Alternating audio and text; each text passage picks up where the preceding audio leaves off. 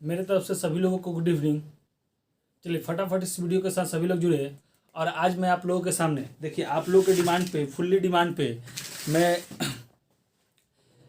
आप लोग जो डिमांड किए कि जीएसबी स्टार्ट होना चाहिए, उसके हिसाब से मैं आज पहला आप लोग के लिए इतिहास लेके आया हूँ, जो कोई हिस्ट्री बोलते हैं इसको। ठीक है, तो आप लोग देखेंगे, देखिए इस तरीके से ये क्या है, इतिहास। ठीक है, हिस्ट्री। तो कहने का मतलब है, सॉरी, हिस्ट्री। ठीक है, तो आप लोग एक चीज समझ ले कि मैं इस तरीके से बारीकी से आपको इतिहास पढ़ा दूंगा कि आपको कोई भी एग्जामिनेशन हॉल में, मतलब कि कोई भी क्वेश्चन आपसे नहीं छूटेगा। ठीक है, एकदम आराम से, एकदम आराम से पढ़े, कोई भी टेंशन लेने की जरूरत नहीं है। ये मेरा पहला क्लास नहीं, बल्कि मैं आप लोग को मैथ का पहला क्लास लिया था, ज्योग्राफी का भी वीडियो चढ़ाया था। उसके बाद आप लोगों ने बोला था कि ना सीक्वेंस से हिस्ट्री चलाइए। ठीक है, उसके बाद आप ज्योग्राफी और हिस्ट्री का अथी कीजिएगा। तो मैं हिस्ट्री आप लोग के लिए डिमांड पे लेके आया हूँ। ठीक है, तो ये देखिए, सबसे पहले आप पेन और पेपर लेके, पेन और कॉपी लेके बैठे। ठीक है, पेन और कॉपी लेके बैठे। जिस तरीके से मैं आपको पढ़ा रहा हूँ, बस वही हूबहू आपको पढ़ना है। और गारंटी में दे रहा हूँ, जिस तरीके से मैथ में आपको बताया था कि एग्जामिनेशन हॉल में कोई भी क्वेश्चन छूट के नहीं आएगी, उसी तरीके से मैं इसमें भी आपको बोल रहा हूँ कि आपकी कोई भी क्वेश्चन छूटेगी नहीं। लेकिन मेरी हर एक बात को आपको सुनना होगा, समझना होगा और उस चीज़ को मेंटेनेंस करके चलना होगा। ठीक है, तो देखिए सबसे पहले मैं बता रहा हूँ। ठीक है, अब तो वो बच्चा वाली क्वेश्चन हो गई। ठीक है, कि इतिहास के पिता, ठीक है, मतलब कि फादर ऑफ हिस्ट्री। देखिए इस तरीके से पाठ कर लीजिए यहाँ पे। ठीक है, अगर फादर कर ले तो सब लोग जानते हैं क्या होता है, हेरोटोटस। हेरोटोटस।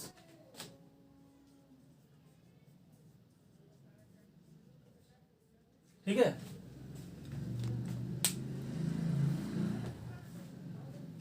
हेरोडोटस, एक सेकेंड, सर, क्या होता है, हेरोडोटस। ठीक है, तो ये आपकी हिस्ट्री के क्लास में सबसे प्रथम, मतलब कि पिता, फादर, आपको किसको बोलते हैं। ठीक है, तो इसको पिता कर ले, फादर कर ले, जो भी कर ले, हिंदी इंग्लिश मीडियम वाले, ठीक है, जो है उतना समझने की कोशिश करेंगे। ठीक है, क्या बोलते हैं, हेरोडोटस। तो ये अब सवाल कहीं नहीं पूछी जाती है, लेकिन आपके जानकारी में होना चाहिए। जब ये क्या होता है, कहीं भी आप जाते हैं, या मान लीजिए कि हमारे ही क्लास कर रहे हैं, अगर किसी ने पूछ दिया कि जीके जीएस का क्लास करते हैं, तो आप बताएंगे कि हाँ, मैं यूट्यूब पे इनका जीएस का क्लास चढ़ता हूँ। उन्होंने पूछ दिया कि हिस्ट्री का पिता किसको बोलते हैं, तो हेरोडोटस। ठीक है, हेरोडोटस। तो आप यहां से देखिए, अब क्या है कि सबसे पहले इस इतिहास के पाठ को हम लोग बांटेंगे और उसी को पाठ के आराम से पढ़ेंगे। ठीक है, तो इस तरीके से एक सीक्वेंस हमारे पास बन जाएगी और दिमाग में एक सीक्वेंस का बिल्डअप हो जाएगा। और आप क्वेश्चन जब आएगी तो आपको ये चीज लगने लगेगा, ये कंफ्यूजन नहीं होगा कि ये प्राचीन इतिहास का है कि आर्य इतिहास का है कि प्राग इतिहास का है। ठीक है, तो चलिए, तो सबसे पहले क्या है कि हिस्ट्री जो है ये 3 पार्ट में आपका डिवाइड है। किस पार्ट में, 3 पार्ट में आपका डिवाइड है। ठीक है, इसको क्या कहते हैं, प्राग, इसको क्या बोलते हैं, आर्य। ठीक है, और ये ऐतिहासिक। ठीक है, ऐतिहासिक। आराम से समझते चले, एक एक चीज को आपको समझना है और समझ के इस तरीके से चलना है। ठीक है, हाँ देखिए, तो ऐतिहासिक, तो अर्ध ऐतिहासिक पूरा लिख देता हूं। ठीक है, और ये प्राग ऐतिहासिक, अर्ध ऐतिहासिक। ठीक है, और ये आपका ऐतिहासिक हो गया। तो यहां से देखिए, यहां से क्या होता है कि हम लोग इसको 4 या 5 भाग में बांट के पढ़ सकते हैं, लेकिन हम लोग को ज्यादा पार्ट बढ़ाने से कोई फायदा है नहीं। ठीक है, तो ये जो चीज है, इसको हम लोग सबसे पहले प्राचीन, ठीक है, इसके बाद मध्यकालीन, ठीक है, और इसके बाद क्या होता है, मॉडर्न होता है, मॉडर्न हिस्ट्री, आधुनिक काल,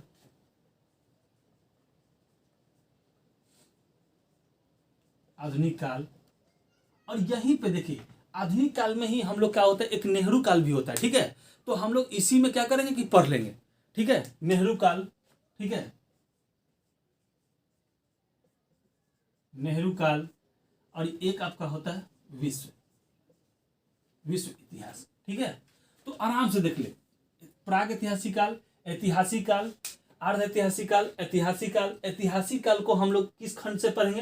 प्राचीन काल, मध्यकालीन, आधुनिक, नेहरू काल और विश्व। ठीक है, आराम से समझते। ये डायग्राम देखिए, मैं इतिहास को आपको डायग्राम बना बना के समझाऊंगा, ताकि ये डायग्राम आपके दिमाग में क्या हो, बिल्डअप हो सके और फुलफिल हो सके। ठीक है, तो ये आप भूल ना पाए, तो इसलिए। ठीक है, तो देखिए यहाँ क्या है, प्राग ऐतिहासिक काल हो गया, अर्ध ऐतिहासिक काल हो गया, ऐतिहासिक काल हो गया। ठीक है, तो आज हम लोग लेके चलेंगे प्राग ऐतिहासिक काल।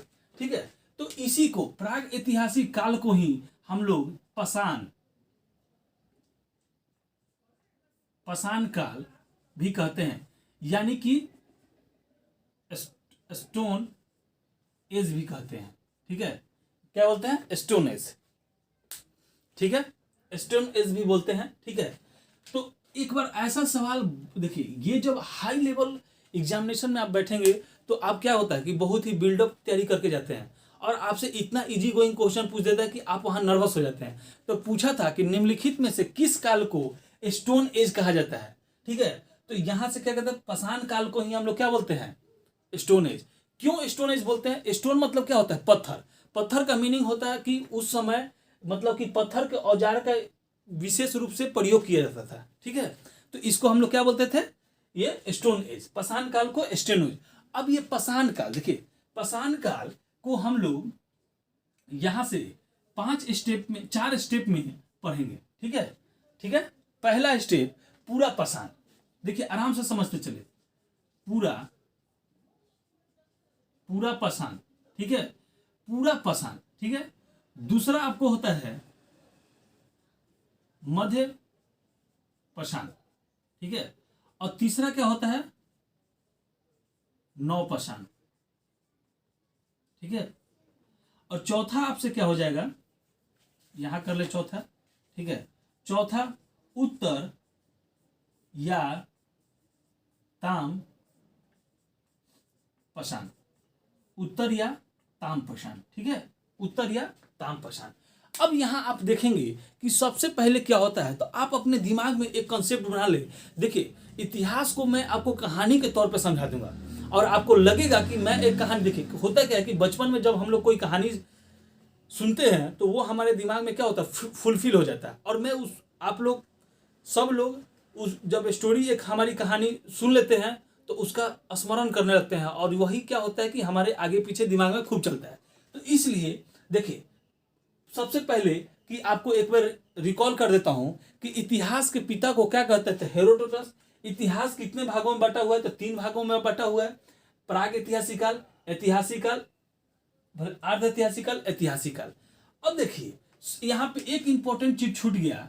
ठीक है, कि प्राग ऐतिहासिक काल में कोई भी लिखित साक्ष्य नहीं मिली है। ठीक है, क्या हुआ?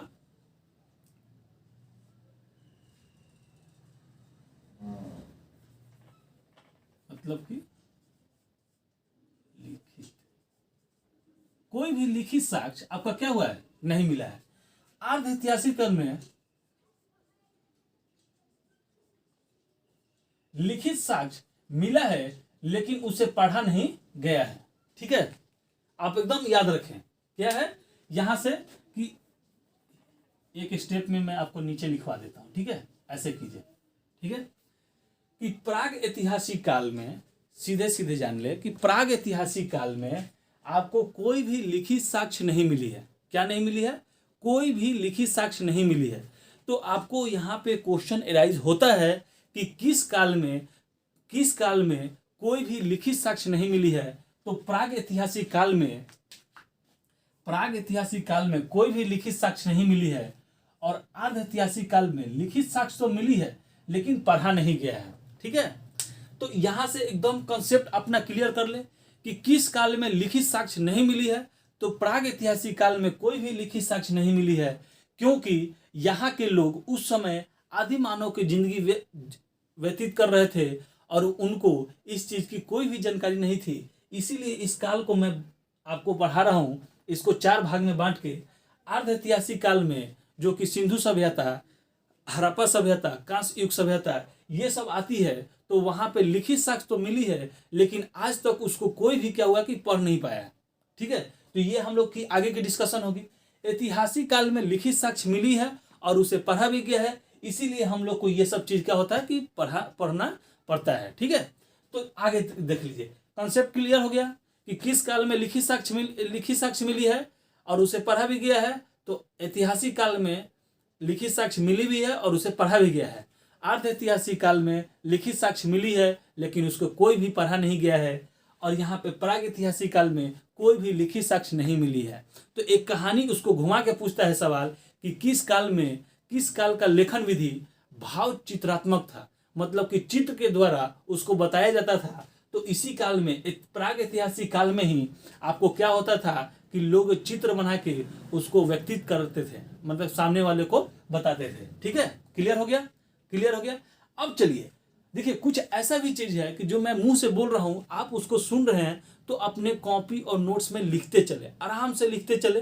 ठीक है, और बाकी कुछ जो भी पॉइंट है मैं यहाँ पे आपको लिख देता हूँ। जैसे आप यहाँ पे 2 पॉइंट लिख ले कि प्राग ऐतिहासिक काल में कोई भी लिखित साक्ष्य नहीं मिली है। ठीक है, और प्राग ऐतिहासिक काल का जो है वो भाव चित्रात्मक काल भी कहा गया है।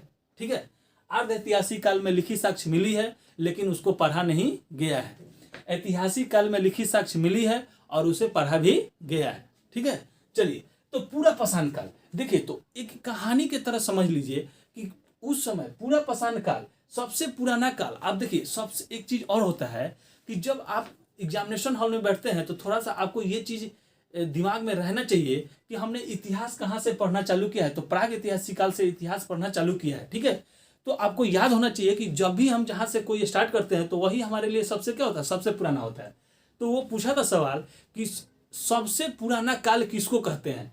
तो अगर प्राग ऐतिहासिक काल दिया है तो प्राग ऐतिहासिक काल, अगर पाषाण काल दिया है तो पाषाण काल, अगर ना दिया है तो पूरा पाषाण काल। आप याद रखेंगे कि सबसे पुराना काल कौन सा है, तो पूरा पाषाण काल है। ठीक है, पूरा पाषाण काल है। ठीक है, तो इस समय देखिए, इस समय के लोग कैसे थे, तो खाना बदोश। ठीक है, और खाना बदोश के साथ साथ ये क्या थे, खाद्य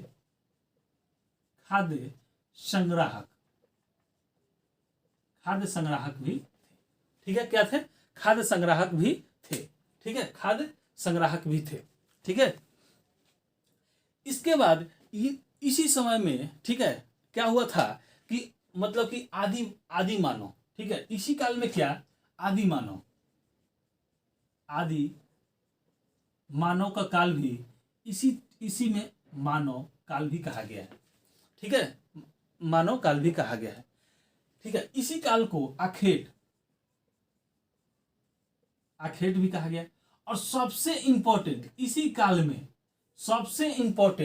इसी काल में आग की खोज भी हो चुकी थी, क्योंकि मैंने बताया है आपको कि पाषाण काल का मतलब होता है स्टोन एज, और स्टोन एज का मतलब क्या होता है कि स्टोन मतलब पत्थर होता है।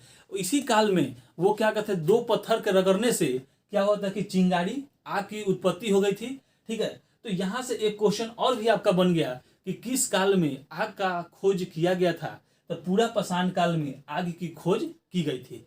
किस काल में लोग खाना बदोश की जिंदगी व्यतीत कर रहे थे, तो ये आपका किस में, पूरा पाषाण काल में। खाद्य संग्रहालय का मतलब क्या होता है कि अगर हमने खाना आज का अगर उपाय कर लिया तो फिर कल के लिए दूसरे जगह प्रस्थान करना। ठीक है, मध्य पाषाण काल बहुत ही छोटा काल रहा है। मध्य पाषाण काल जो है वो बहुत ही छोटा काल रहा है। इसमें बस यहाँ तक बड़े बड़े पत्थरों के औजार का प्रयोग किया जाता था। जैसे कि आदि मानव टाइप के आदमी रहते थे, वो पहाड़ों पे क्या होता था कि रहते थे, और वहां से क्या होता था कि अपने मतलब कि खाना के लिए या कुछ भी, तो जंगली जानवरों का शिकार वो कैसे करते थे, बड़े बड़े पत्थरों के टुकड़ा लेते थे और ढकेल लेते थे, उससे उनकी वो क्या होता था, दब जाते थे, जिसके कारण उनके खाने का बंदोबस्त हो जाता था। ठीक है, चलिए, तो यहां से मध्य पाषाण से क्या हो गया कि औजार जो होने लगे छोटे छोटे होने लगे, छोटे औजार। ठीक है, छोटे हथियार। ठीक है, छोटे हथियार होने लगे। ठीक है, जैसे कि वो पत्थर के टुकड़े को ही काट के नोखीला बना के मतलब कि छोटे छोटे औजार के रूप में प्रयोग करने लगे। फेंक के मारने में प्रयोग करने लगे। अब बड़ा बड़ा पत्थर उस समय रहता था तो उसको उठा के वो कैसे फेंके, धक्का ही देते थे। तो इस तरीके से वो औजार क्या हुआ, बनाने लगे। ठीक है, और इसके बाद यहीं से अंतिम संस्कार,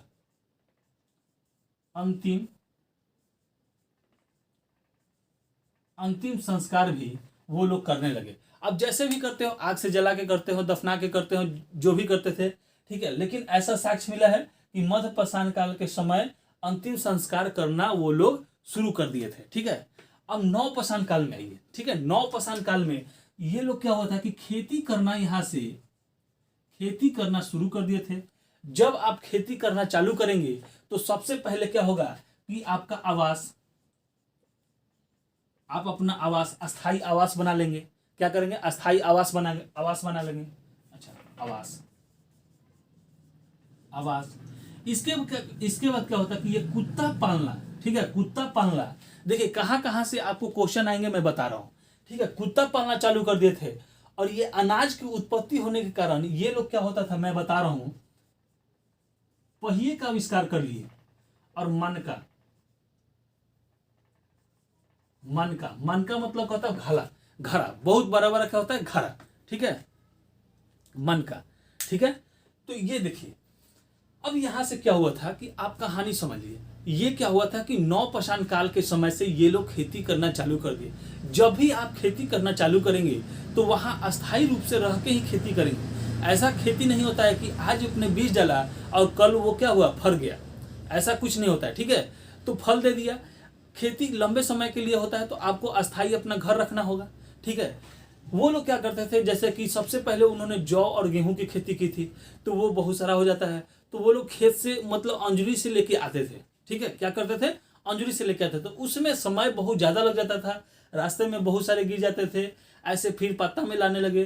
तो ऐसे माटी का वो क्या चिकने पर मतलब कि चिकना करके कुछ ऐसा बड़ा सा बनाने लगे, उसमें लेके आने लगे। और वही लेके आने के कारण क्या हुआ कि धीरे धीरे उसको बहुत बड़ा घड़ा का रूप दे दिए। ठीक है, जिसको क्या कहा गया, मनका कहा गया। ठीक है, आगे चल के मनका घड़ा के बारे में हम लोग अलग अलग पढ़ेंगे, लेकिन इसको क्या कहेगा, मनका कहा गया। और वो लोग देखते थे कि लेके आने में क्या होता था कि बहुत ज्यादा गिरता था।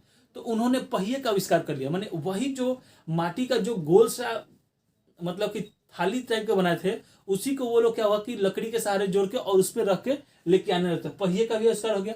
और सबसे पहले उन्होंने किस जानवर को पालतू बनाया, तो कुत्ते जानवर को पालतू बनाया। ठीक है, तो यहां से आराम से समझ ले कौन कौन सा क्वेश्चन आपसे पूछता है। आग का आविष्कार, ठीक है, खेती करने का आविष्कार, कुत्ते का आविष्कार, पहिए का आविष्कार, एकदम याद कर ले।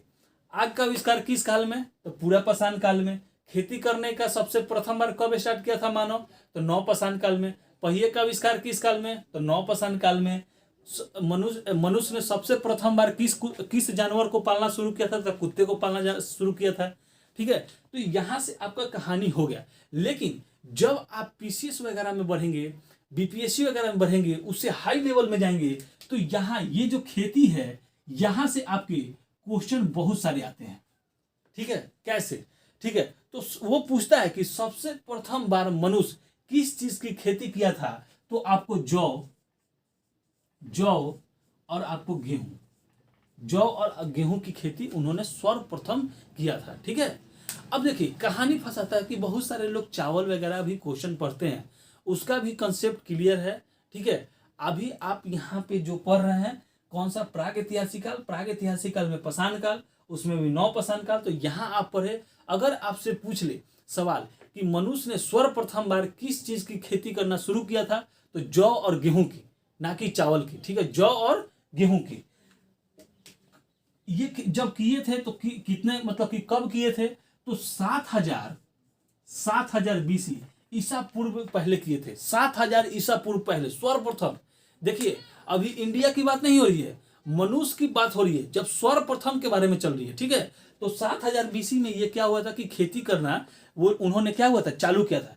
कहां भैया, ठीक है, कहां पे, ये सवाल आपका आएगा। तो ये कहां, पाकिस्तान, पाक में। ठीक है, पाकिस्तान के किस क्षेत्र में, तो मेहरगढ़, कहा, मेहरगढ़ में, कहा, मेहरगढ़ में। ठीक है, मेहरगढ़ में।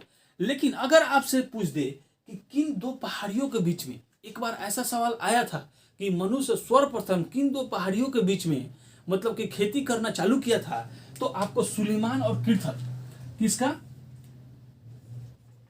सुलेमान और किर्थर, सुलेमान और किर्थर के बीच में, ये दो पहाड़ियों का नाम है पाकिस्तान में, जिसके बीच में वो मनुष्य ने खेती करना सर्वप्रथम चालू किया था। ठीक है, अब आपका ये आता है उत्तर पाषाण काल, उत्तर या ताम पाषाण, ताम मतलब क्या होता है, तांबा। तो यहाँ से मनुष्य ने क्या किया था, केवल एंड केवल तांबा का प्रयोग करना चालू किया था। तो ये आप तांबा भी घेर ले, ठीक है, ये सुलेमान और किर्थर भी घेर ले, ये मेहरगढ़ भी घेर ले, ठीक है, और ये गेहूं और जौ को भी घेर ले। तो अब देखिए, अब मैं आपको पूरा का पूरा यहाँ से प्राग ऐतिहासिक काल में जितना सारा क्वेश्चन पूछा जाता है आपको कहानी की तरह सुना के, समझा के और सब कुछ बता दिया। ठीक है, लेकिन देखिए थोड़ा सा ये वीडियो लंबा जाएगा, ठीक है, लेकिन आप लोग धैर्य बनाए रखें। ठीक है, आप धैर्य बनाए रखें। एक सेकेंड, ठीक है, यहाँ थोड़ा सा कट गया है तो मैं आपको बता देता हूँ। ठीक है, यहाँ रुकिए, ठीक है, ये क्या हुआ, गेहूं कब इन्होंने किया था, तो 7000 बीसी में किया था। ठीक है, 7000 बीसी में किया था। ठीक है, 7000 बीसी में किया था।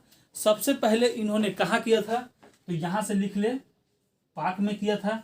पाक में कहा, मेहरगढ़ में किया था। ठीक है, और किन दो पहाड़ियों के बीच में, सुलेमान और किर्थर। ये तांबा आपका है ही, एक सेकंड में देख लूं। ठीक है, सुलेमान और किर्थर, ये तांबा कर ले। ठीक है, ये यहाँ पे तांबा। ठीक है, चलिए, तो आप यहां से अब आराम से समझ ले। देखिए मैं बोल रहा हूं, आप सुन रहे हैं। ठीक है, मैंने शुरू ही बोल दिया था आपको कि पेन और कॉपी लेके आपको बैठना है, इस तरीके से डायग्राम बना के आप पढ़ना चालू कीजिए। ठीक है, एक नोट्स टाइप का आप बनाना चालू कीजिए और अपने लैंग्वेज में लिखना चालू कीजिए। अगर नहीं भी लिख रहे हैं तो इस तरीके के डायग्राम बना के लिखिए, और इसको जस्ट जैसे ये वीडियो खत्म होता है, आप पूरा का पूरा अगर नोट्स बना लेते हैं तो इसको क्या कीजिए कि तुरंत से रिवीजन कर लीजिए। आपके दिमाग में परिपूर्ण रूप से ये कहानी छप जाएगी। इससे ज्यादा प्राग ऐतिहासिक काल से इससे ज्यादा क्वेश्चन आपको कहीं भी देखने को नहीं मिलेगा। ठीक है, तो चलिए फटाफट एक बार रिकॉल हम लोग कर लेते हैं। कल हम लोग अर्ध ऐतिहासिक काल पढ़ेंगे, सिंधु सभ्यता पढ़ेंगे, इसी में कांस्य युग होता है और हड़प्पा होता है, उसको हम लोग क्लियर कर लेंगे 2 से 3 क्लास में ये, और बाद बाकी समय हम लोग इस पे देंगे। ठीक है, ज्यादा इंपॉर्टेंस हम लोग को इसको उतना ज्यादा नहीं करना है। एक क्लास में आप देख रहे हैं कि प्राग ऐतिहासिक काल आपका खत्म हो गया। चलिए जल्दी फटाफट रिकॉल कर लेते हैं। अब देखिए थोड़ा सा वीडियो लंबा जाएगा क्योंकि रिकॉल की सिस्टम में लेके चला हूँ। ठीक है, तो इससे आपकी क्या होगी कि कहानी समझ में आएगी। चलिए ये चीज समझ में आ गया, चलिए फटाफट। इतिहास के पिता किसको कहते हैं, हेरोडोटस। ठीक है, इतिहास कितने कालों में बटा हुआ है, तो 3 कालों में बटा है, प्राग ऐतिहासिक काल, अर्ध ऐतिहासिक काल, ऐतिहासिक काल। ठीक है, ऐतिहासिक काल मुख्य रूप से आप देख रहे हैं कितने भागों में बटा हुआ है। किस काल में कोई भी लिखित साक्ष्य नहीं मिली है, तो प्राग ऐतिहासिक काल में कोई भी लिखित साक्ष्य आपको नहीं मिली है। किस काल में लिखित साक्ष्य मिली है लेकिन उसको पढ़ा नहीं गया, तो अर्ध ऐतिहासिक काल में लिखित साक्ष्य मिली है लेकिन पढ़ा नहीं गया। ऐतिहासिक काल में लिखित साक्ष्य मिली भी है और उसको पढ़ा भी गया है। प्राग ऐतिहासिक काल में आपको क्या कहते हैं, पाषाण काल। पाषाण काल को हम लोग क्या कहते हैं, स्टोन एज कहते हैं। स्टोन एज का मतलब होता है कि पत्थर का काल। इसमें क्या होता था कि जो भी मनुष्य रहते थे, आदि मानव कहिए चाहे मनुष्य कहिए, ठीक है, वो बड़े बड़े पत्थरों के औजार का प्रयोग करते थे, इसीलिए इसको स्टोन एज कहा गया है। प्राग ऐतिहासिक काल को मुख्य रूप से 4 भागों में बांटा गया है। पहला पूरा पाषाण काल, मध्य पाषाण काल, नव पाषाण काल और ताम पाषाण काल या उत्तर पाषाण काल। उत्तर पाषाण काल का मतलब होता है कि एक लड़के ने मुझसे पूछा था कि उत्तर पाषाण या उत्तरकालीन का मतलब क्या होता है। तो एक चीज आप भी यहाँ कंफ्यूजन अपना दूर कर ले कि उत्तर पाषाण काल या उत्तर काल, इसका मतलब कि दिशा निर्धारित नहीं करता है। इसका मतलब यहाँ से होता है कि इसके उत्तर पाषाण काल का मतलब होता है कि ये एक काल खत्म हो रही है और यहाँ से दूसरा काल क्या हो रहा है कि शुरू हो रहा है। ठीक है, ये कंसेप्ट आप क्लियर कर लीजिएगा। अब ये पूरा पाषाण काल में आपको 3 से 4 चीज याद करना है कि उस समय मनुष्य खाना बदोश था, खाना संग्राहक था। ठीक है, खाना बदोश कहिए, खाना संग्राहक कहिए। ठीक है, आग का खोज किया था, अखेट और आदि मानव टाइप का जिंदगी व्यतीत कर रहा था। ठीक है, मध्य पाषाण काल में आपको दो चीज याद करना है कि इस समय छोटे छोटे औजारों का प्रयोग होने लगा था, और दूसरा आपको अंतिम संस्कार लोग करना चालू किए थे। नवपाषाण काल में सबसे पहले आपको खेती आप करना चालू किएगा तो आवास भी चाहिए। ठीक है, और जब आप रहने लगेंगे तो कोई सुरक्षा के लिए जानवर तो कुत्ता, और उसके इस अनाज को लाने के लिए हम लोग पहिए का प्रयोग करते थे, और उस अनाज को रखने के लिए हम लोग मनका का प्रयोग करते थे। ठीक है, तो यहाँ से हो गया। देखिए कौन कौन सा नवपाषाण में, खेती, आवास, कुत्ता, पहिया और आपका मनका। ठीक है, इसके बाद आगे आता है खेती। तो खेती आपसे आप पूछता है कि नवपाषाण काल में सब मनुष्य ने सर्वप्रथम, देखिए मनुष्य ने सर्वप्रथम किस चीज की खेती की थी? तो जौ और गेहूं की खेती की थी। कितने वर्ष पहले? तो 7000 ईसा पूर्व पहले किया था। कहाँ किया था? सर्वप्रथम खेती करना कहाँ चालू किया था? तो पाकिस्तान में। पाकिस्तान के कहाँ? तो मेहरगढ़ में। ठीक है, मेहरगढ़ में। और किन दो पहाड़ियों के बीच में? तो सुलेमान और किरथर के बीच में। उत्तर पाषाण काल या ताम पाषाण काल, तो यहाँ से क्या होता कि मनुष्य ने तांबे की खोज कर ली थी, और यहाँ से तांबे का मतलब कि उन्होंने प्रयोग करना शुरू कर दिया था। जैसे कि मैंने आपको बताया था कि पहले बहुत बड़े पत्थर का प्रयोग करते थे, फिर मध्य पाषाण काल में छोटे पत्थर, छोटे औजार बना के काम करने लगे। लेकिन यहाँ से तांबा मिलने से वो क्या होता कि भाला, बर्छी वगैरह तांबे का बनाना इन लोग के लिए सुविधा हो गया, हल्का भी होगा और बनाना, लचीला बनाना भी आसान हो गया। ठीक है, तो ये आपके लिए पाषाण काल हो गया। अगर इनमें कोई भी आपको डाउट है तो प्लीज कमेंट बॉक्स में आप अपने प्रॉब्लम को लिख सकते हैं। ठीक है, कैसा लगे ये वीडियो ये भी लिखे। इस वीडियो को थोड़ा ज़्यादा लाइक करें, सब्सक्राइब करें, कमेंट भी करें, शेयर भी करें। ठीक है, आपके डिमांड पे ये आया है, तो आपको कैसा लगा ये कमेंट बॉक्स में आप जरूर लिख के बताएं। ठीक है, चलिए हमारे वीडियो के साथ जुड़ने के लिए बहुत बहुत धन्यवाद।